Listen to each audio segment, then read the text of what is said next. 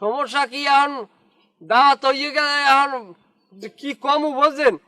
আচ্ছা কাকু, আপনার একটা কথা কই, আপনার মাইয়ে তো ওই আমাকে নায়ের সামনে ডাঙ্গ রয়েছে, কোন সময় কইতে পারবেন যে আমরা কোনোদিন একটা ইফটিজিং করছি? হ্যাঁ, কইয়ে লাভ নাই বাবা, কেন ইফটিজিং করতে পারবা না? কেন পুলিশে হলে তোমারে থুইবে। আরে বাবা, আপনি পুলিশের মধ্যে যান কি লেগে? আপনি লোকাল ভাবে থাকেন, কথার কথা কইলাম। আচ্ছা কাকু, খাওন গেছে রাইতে, এখন যদি আমারে কন যে বাড়ির পর তুমি আমাকে বাড়ি আও, তাইলে আমার এটা শরম হবে।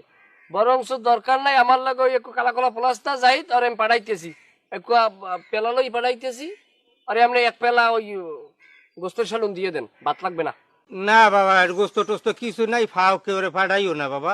তাহলে একটু করেন, ওই গোস্ত নাই? না না না। তাইলে ওই পাইলে কাছাই গোস্তের হুড়ো দিয়ে দেন। না না, হুড়া মুড়া কিছু নাই বাবা, সব কাঁচাই কুচাই খাইয়ে গেছে। সব ঝোলা দিয়ে দিয়েছে না অনেক কালে।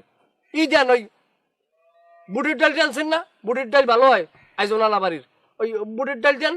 আর ওই দেন সবজি টবজি থাকলে ভাই পাঠাই দেন। আরে বাবা, ডাইল ডুল কিচ্ছু নাই, তোমার কেমনে বুঝামু? কিছু নাই নাই। সব হান্দাইছেন কাইলের মধ্যে না?